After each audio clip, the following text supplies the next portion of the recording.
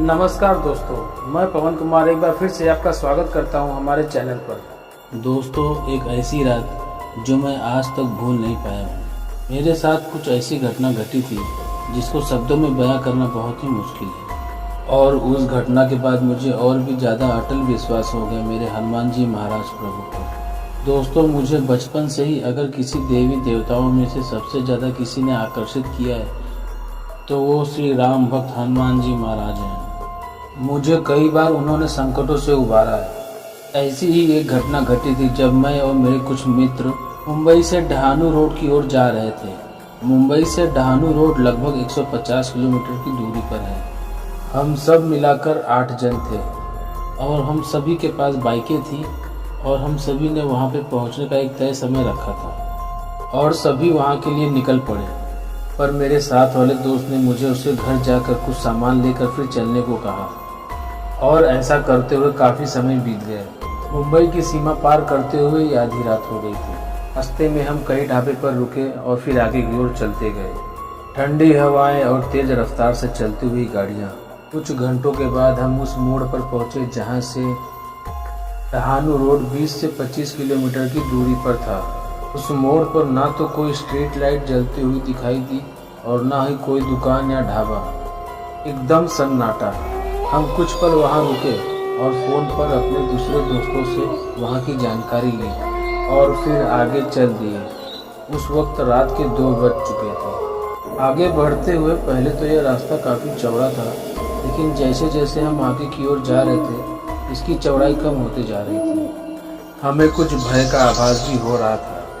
सुनसान रास्ता, घंघोर अंधेरी रात, ठंडी हवाएं जैसे हमें किसी अनहोनी की चेतावनी दे रही है।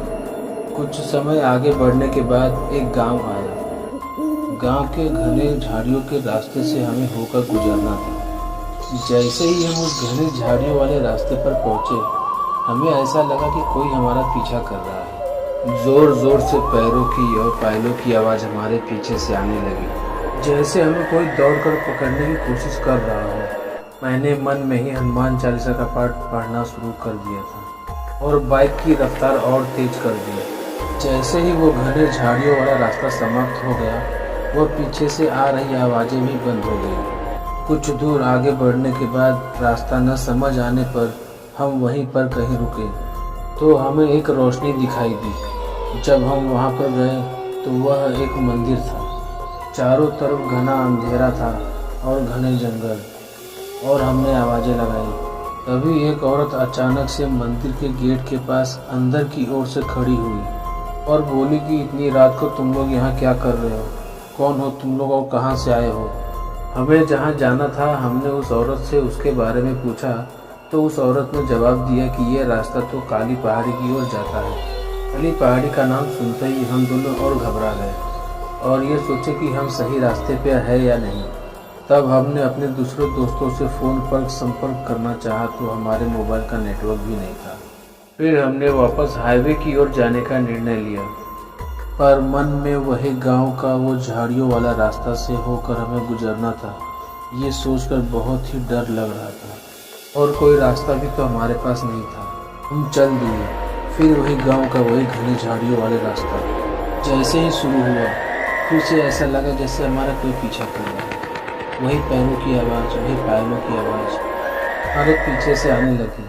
मैंने फिर से हनुमान चालीसा का पाठ शुरू कर दिया मन ही मन में। लेकिन इस बार तो और भयानक घटना घटी।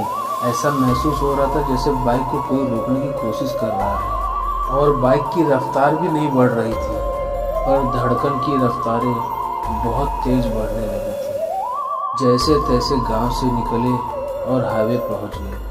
हाईवे पहुंचने पर हम दोनों ने जोर जोर से हंसना शुरू किया, मानो हमारे खुशी का कोई ठिकाना ही नहीं था।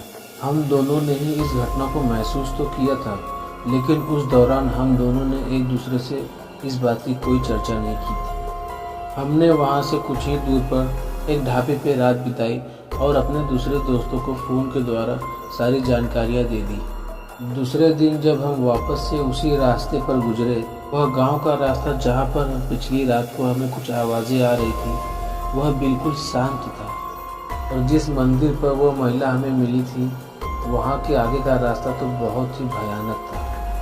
अच्छा ही हुआ कि हम पिछली रात को वापस हाईवे की ओर चले गए और ढाबे पे अपनी रात बिताई। दोस्तों, इसे तो मैं श्री राम भक्त हनुमान जी का चमत्कार ही मानूंगा। और आपको क्या लगता है, ये ज़रूर बताइएगा। दोस्तों, आपको हमारा ये वीडियो कैसा लगा कमेंट बॉक्स में ज़रूर बताएं और हमारे चैनल को लाइक और सब्सक्राइब करना ना भूलें। Thank you for watching.